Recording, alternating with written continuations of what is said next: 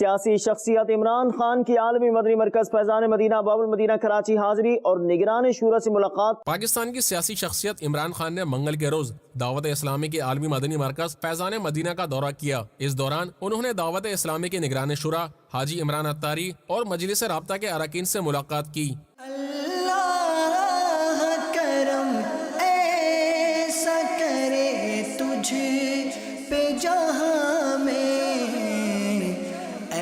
دعوت اسلام تیری دھوم مچی ہو۔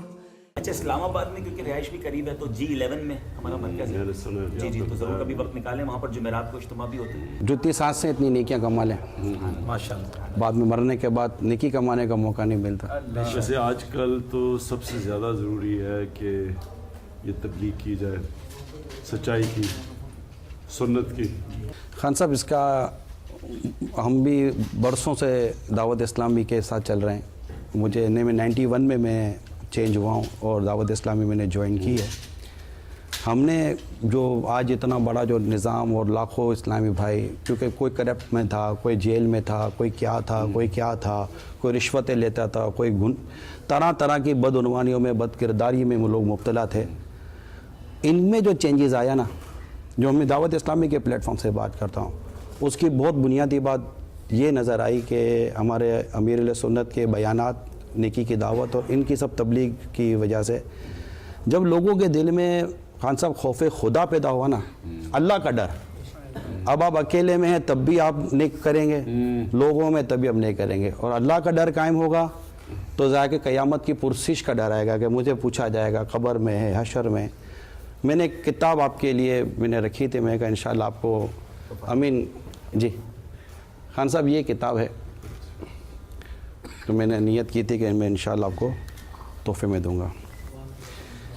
کیوں اس کتاب کو آپ نے چوز کیا؟ اس کی کوئی وجہ؟ اصل میں یہ وہ یہ ان کو خلفۂ راشدین، خلافت راشدہ میں بھی ان کا نام لیا جاتا ہے۔ ان کی بہت بڑی بات ایک یہ بھی سامنے آئی ہے کہ 30 مہینے میں 2.5 سال میں یہ انقلاب لے کر آئے تھے، یہ انقلاب لے کر آئے تھے۔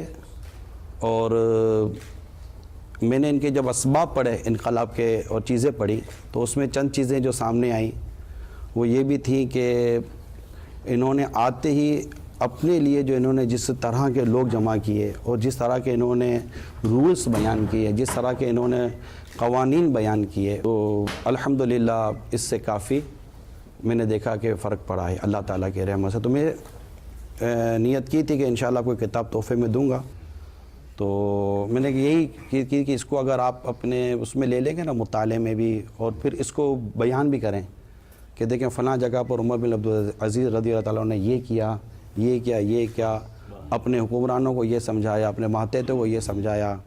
لیڈر کے لیے ایک زبردست نہیں، کامیاب ریاست، کامیاب ادارہ، کامیاب لیڈر بننے کے تمام تر میں سمجھاؤں کہ مدنی پھول قرآن و حدیث اور خلفۂ راشدین کی، خلفۂ اربعہ کی روشنی میں اگر میں دیکھوں اور آقا صلی اللہ علیہ وسلم کی سنت مبارکہ کی روشنی میں دیکھیں تو ان کی سیرت میں، اچھا پھر اسلام کے پہلے مجدد ہیں، اسلام میں کم و بیش 100 یا اس کے آس پاس مجدد آئے ہیں، ان میں یہ اسلام کے پہلے مجتہد آئے ہیں، یہ مجدد تھے۔ ہر صدی کے آخر میں اللہ تعالیٰ ایک مجدد پیدا فرماتا ہے جو دین کے معاملے کو درست کرتا ہے۔ ان کی مشاورت کے تعلق سے کچھ آپ فرمائیں کہ ان کی مشاورت میں کون سے لوگ تھے؟ خوف خدا والے اور علماء، پھر ان کی مجلس کا یہ عالم تھا شاہد بھائی کہ ان کی مجلس میں یہ علماء کو اور دیگر کو بٹھا کر موت کا وعظ سنتے تھے، موت کا وعظ سنتے تھے اور اپنے لوگوں کو سنواتے تھے تاکہ وہ دل میں خوف خدا پیدا ہو۔ کوئی اچھا مسلمان بن گیا تو وہ اچھا شہری بھی بن جائے گا، وہ اچھا انسان بھی بن جائے گا، وہ کرپشن سے بھی۔ حاجی عبداللبیب دل میں خوف خدا ہی نہیں ہے صحیح تو آدمی کیا کرے گا؟ خان صاحب یہ غیبت کی تباہ کاریاں کتاب، اس کی ہمارے معاشرے کو بہت زیادہ 1800 ایگزامپلز ہیں اس کے اندر، کہاں کہاں ہم جملہ ایسا کہہ جاتے ہیں جو غیبت ہو جاتی ہے۔ اس میں مطالعے کو ضرور رکھیے، اس خان صاحب کے ساتھ جانی چاہیے کتاب، مطالعے میں رہیں۔